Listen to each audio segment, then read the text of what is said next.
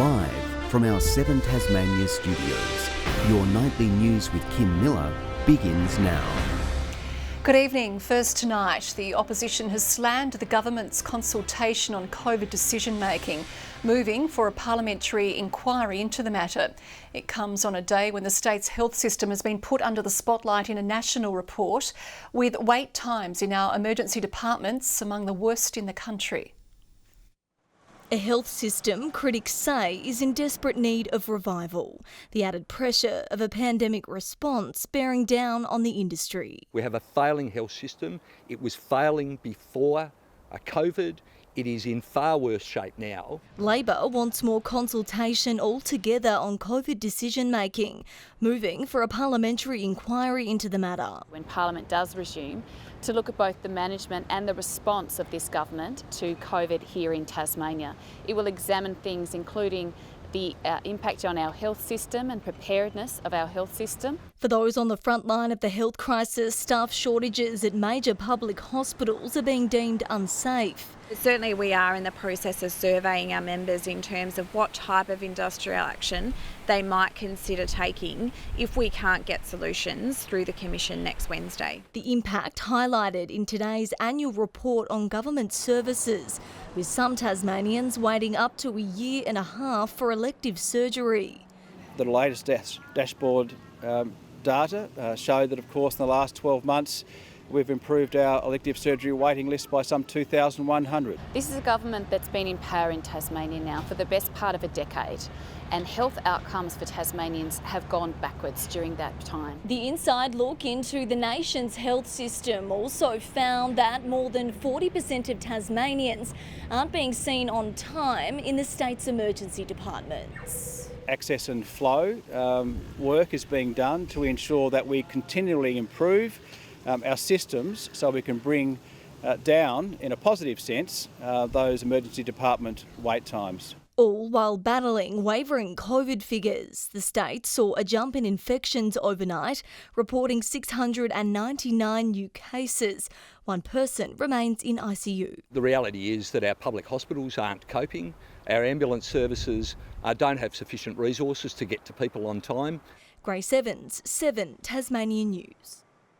The 5th edition of Tasmania's Day on the Lawn event has been cancelled just a month out. Organisers say the unknown and ever-changing environment makes it difficult to progress with any great certainty, confidence or stability. They labelled the decision as hard and have confirmed the event will make a comeback in March next year. An oil spill in Devonport last week has been labelled the worst in more than a decade by the Environmental Protection Authority. The organisation has turned its attention to ensuring wildlife isn't harmed after tens of thousands of litres of oil spilled into the Mersey River. The moment a cement carrier crashed into 2 tugboats on Friday morning.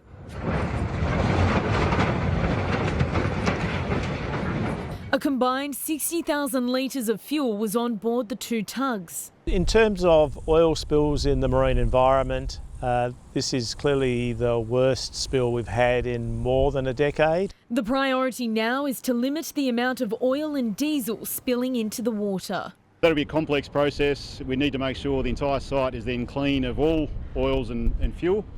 And then we'll look at how we actually remove the vessels from underneath the river. There have been concerns of its impacts on local wildlife, with the public being called on to report any animals in distress.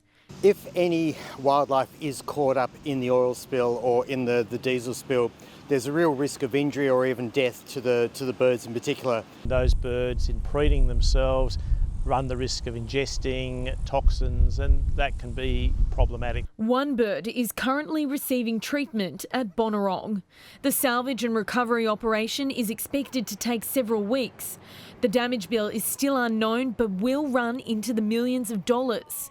A tugboat adjacent to the 2 that sunk has also been removed. It took more than 50 people to remove the Wilga tugboat from the incident area, and a replacement is now on the way from the mainland. Freight on sea road vessels and travellers on the Spirited Tasmania have been unaffected by the oil spill. Elizabeth O'Neill, 7 Tasmania News. Hobart's e-scooters will roll on after a council motion to stop the 12-month trial was changed to focus on increasing safety measures instead. Councillors voted unanimously in favour of the revised motion, supporting actions such as reducing footpath speed limits to 10 kilometres an hour and a zero tolerance policy for customers who breach the rules.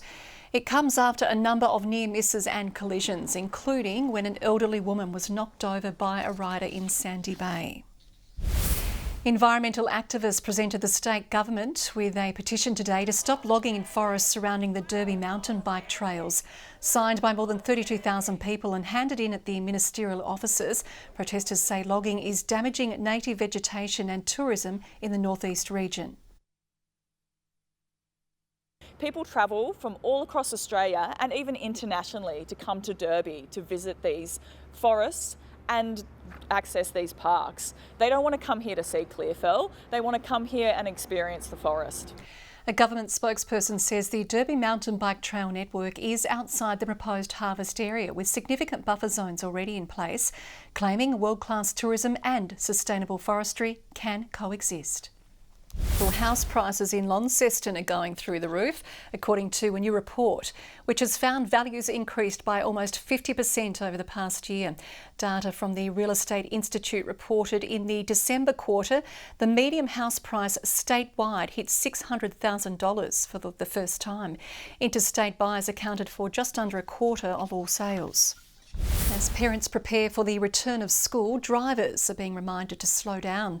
The Love 40 campaign launching today, promoting the need for motorists to reduce their speed to keep children safe. Which is all about ensuring that we do no more than 40 kilometres an hour in school zones and around school buses. And that's a maximum speed limit if the conditions allow. Often we need to go much slower to be safer around schools. The state government is also looking at extra speed cameras to deter motorists from driving over the limit. For our cameras to be able to be deployed and look for those behaviours that are dangerous and that they are mobile, so that they won't be just up a pole, stationary and fixed. A procurement process for the cameras is underway.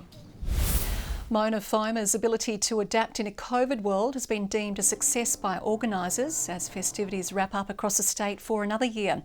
More than 50,000 locals and travellers enjoying the full program. Midnight Oil choosing Tasmania to kick off their farewell tour, and Robin Fox's laser beam display among the highlights for artistic director Brian Ritchie. We are all elated as a team to have presented such a great festival in a very wobbly period in Tasmanian history, which will hopefully never be repeated. The team forced to develop a new blueprint to deal with social distancing requirements. They're now looking forward to what they can bring to future events. The ski season on Ben Lomond could be in for a much needed boost with a new study to investigate the benefits of using artificial snow on the mountain. The ski field in the state's north is Tasmania's largest, but often sees inconsistent falls. The study will be carried out by consultancy firm GHD and finalised later this year. It's part of a push to make Ben Lomond a year-round tourism destination. And Tasmania continues to sweep tourists off their feet, securing a spot in the world top 10 most welcoming regions for a second year running. The state came in at number 3 according to Booking.com. Coles Bay was voted most welcoming town overall, closely followed by Hobart, Launceston and Bicheno. Our kids have made a splash in a program to make Tasmanian beaches more inclusive. Variety Tasmania says those living with disability often miss out on gaining confidence in the water and learning vital skills. Out in the sun and catching some waves. These nippers getting a taste of beach life. I'm swimming and going in the water and doing all sorts of other stuff. I like to go surfing. The Starfish Nippers program launching its summer season today at Kingston Beach, teaching children living with disability to stay safe in the water. Allowing the children to understand what the red and yellow flags mean and where they need to swim when they go to a beach. And even those basic skills like floating on your back, knowing how to walk out when there's potholes in the water.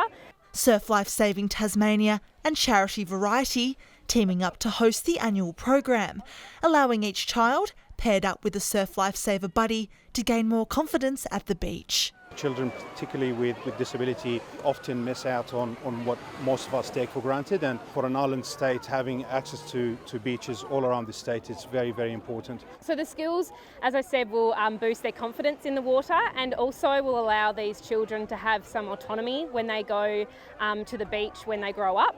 While providing extra resources to accommodate all needs. Myself and many other of the lifesavers recognise how important it is for our beaches to be inclusive. So providing those beach wheelchairs and our new ramp here at Kingston Beach, it's been a great feature for our patrolling season. The program will also run at Clifton and Carlton beaches and will head up north to Penguin, Ulverston and Bridport. Ruby Kemain, 7 Tasmania News.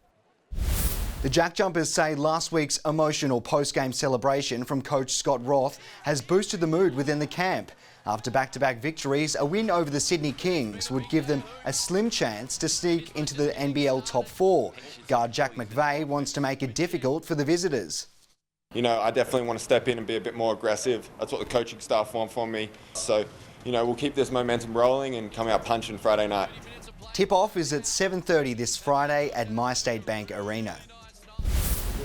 The new head of Basketball Tasmania has been revealed. Ben Smith, the former executive manager of Cricket Tasmania, will take over as CEO from Chris McCoy, who is stepping down later this month after 9 years in the top job. He says the priority is to improve the state's courts and facilities. Sport is going gangbusters in Tasmania, is really well placed, and opportunities like this in sport don't come up that often, so I saw it as a huge opportunity to get on board and hopefully take basketball on the next step in their journey. Basketball is on track to become the most popular sport in Tasmania by 2024. Good evening. 30 in Hobart today, Launceston 26, 25 in Burnie and Devonport 24. 32 was the state's top in Friendly Beaches, Strahan and Lyoini 22 and 28 in Grove. On the close-up shows areas of low-level cloud mostly about the west, south and far northeast. Further out, an extensive cloud band extends from northwest WA to New South Wales. Tomorrow, troughs lie to the northeast and west of Tasmania, while a high south of WA extends a weak ridge to the north of the state. Southwesterly winds tomorrow 20 to 30 knots, swells up to 4 metres in the west and south and up to 1 metre in the north.